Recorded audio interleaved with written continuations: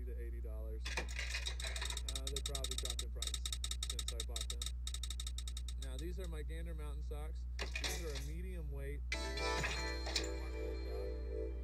and these will be for sleeping in mostly, and I'll wear them on the cooler days if need be. And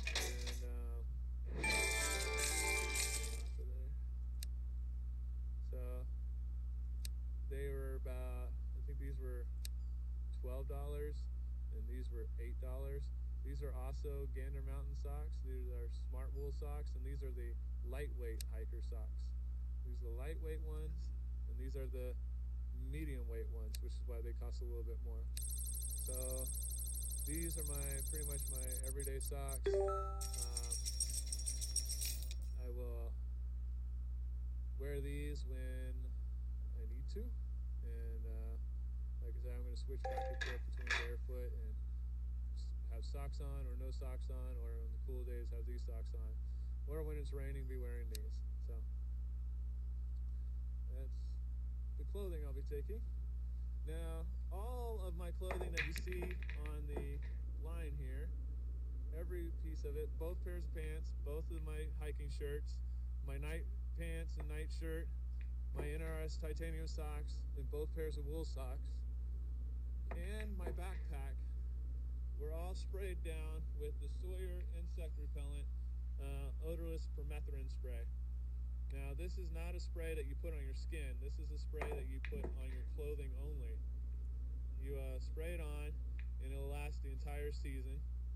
And it stays on through several washes. Can't remember. Somewhere in here it'll tell you how many washes it'll last through. But I can assure you that one treatment, the treatment that I put on today, will last me until the end of summer. I won't have to put on another treatment at all until next spring. So I basically do this treatment once a year. One bottle will do 2 pairs of pants, 2 shirts, and 2 pairs of socks, and you're good. So I usually use 2 bottles for everything you see out here, with the exception of my rain pants and my rain jacket and my hat. So these 2 items in my hat are the only thing I did not spray down. But I take 2 bottles and I spray down everything that you see on the line and my backpack once a year, which is actually a little overkill. It's a little bit more than what you need. And you could actually get away with just using 1.5 bottles, but I like to use a little bit more. It'll keep all the ticks and gnats and mosquitoes and all the biting insects and buzzing insects and everything. It keeps it off of you. And when I started using this stuff several years ago, and once I started using this stuff, I had no need for spray-on insect repellent as long as I'm wearing this gear. If my whole outfit is sprayed with this stuff, then I haven't had any need to use any spray-on insect repellent on my skin, which is really great, because when you're backpacking and you're out in the wilderness for several days, weeks at a time like I go, and you're putting bug spray or lotion and stuff on your skin, eventually your skin just gets sticky and nasty and dirty and filthy, and it's just very uncomfortable. And especially when you're crawling into a sleeping bag or something at night, and makes it hard to sleep at night and stuff, because you're just not comfortable. Your trip starts getting miserable and whatnot because you're sticky and stuff all the time. By using this stuff and putting it on your clothing, you do it once before you leave, and you don't have to worry about it for the rest of the year. And it makes it really nice. Now I do carry a small bottle of repellent just in case I enter a swamp area or something like that, and the bugs get really, really bad. Once in a while, I do enter a place like that, but very rarely. Using this stuff on your clothing, it does multiple things. One, it'll actually repel everything from you, and 2, if any of the ticks or mosquitoes actually land on your clothing and they stay on it for a certain period of time, it'll actually kill them. So most of the bugs that get on your clothing, they don't stay on very long. They'll get on there and they'll be like, this stuff is poison, and they get off real fast. the longer they stay on it, the greater the chances of dying are. So another reason why I put it all over my backpack too is because I don't want it getting them ticks and stuff getting inside my backpack, or other kind of bugs that can get in your backpack and get in your food bag and stuff like that. So I try to treat everything. If I have time before I leave in a few days, I will get another bottle of the permethrin spray, and I will spray down my bear bag and my clothing stuff sacks. The stuff sack that all my clothes will go into, I'll spray that down, and I'll spray down my tarps and stuff as well. That way, all the clothing and everything, all the material, fabric stuff that I have will be sprayed down. Now my tarps and my bug nets, they're already infused, and so I don't really have to worry about it too much. But I just like to redo it once a year anyway, whether it needs it or not. So, alrighty, thanks for watching Fix by Doc, and have a great day. If I don't get a chance to do a gear review of the other equipment and stuff that I'll be taking before I leave, I will definitely do one while I'm on the trail. I've already shown my Dixon roller pack and the harness that it goes with. I've now shown the clothing that I'll be taking, and I've already shown my hammock system that I'll be taking. So the only thing that's left is the individual, like my mess kit, my first aid kit, and some of the other smaller bits and pieces of the equipment I'll be taking. So look forward to those videos if you're interested, and thanks for watching.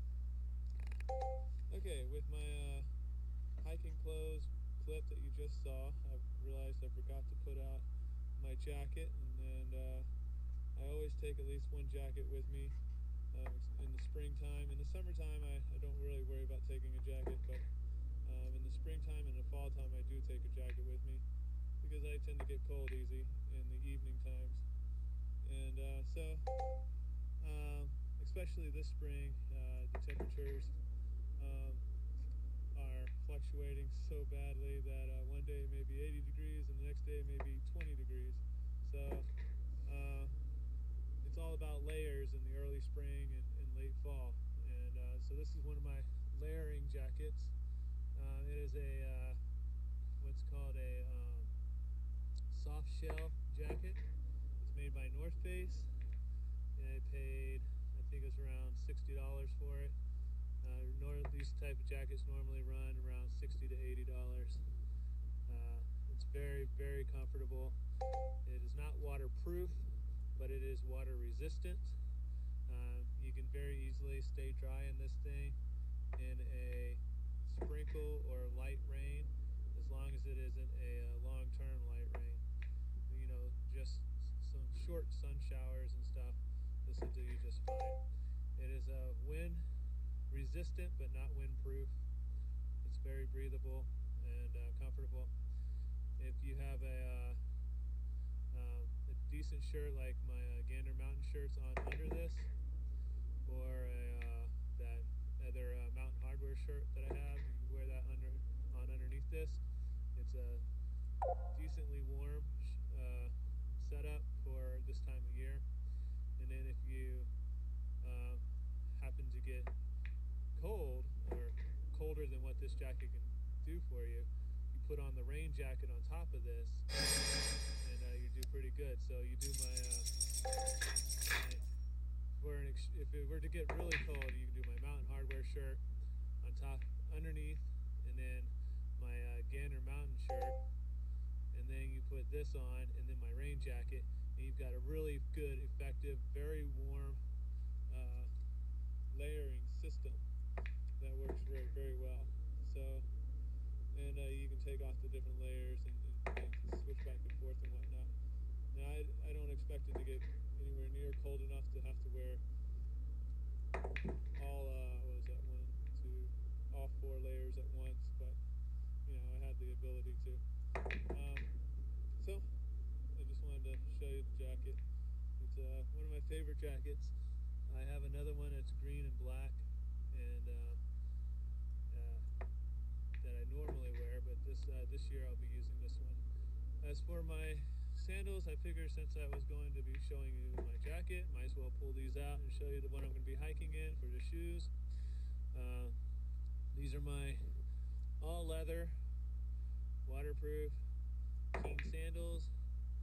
They have they're not like the greatest traction on the bottom. The traction on the bottom here is designed for walking on wet surfaces. They have what's called, I think that's called a siphon tread or something like that. So they're good for walking on wet rocks and stuff like that. But it's a real good thick rubber sole, and I'm not going to be doing any climbing or anything like that. I'm just going to be walking on a very well groomed trail. So that's why I'm going to be wearing these. They're antimicrobial. They have the permethrin stuff built into it, and they're all leather and whatnot. There's no pressure points. There's no risk of getting blisters from anything. They have the covered toe and whatnot, so they're very good, very protective of the feet, and so they're also very comfortable. I could hike all week long in these and not have any issues with my feet. They're very comfortable. So, okay. I guess that'll be it. I believe I've shown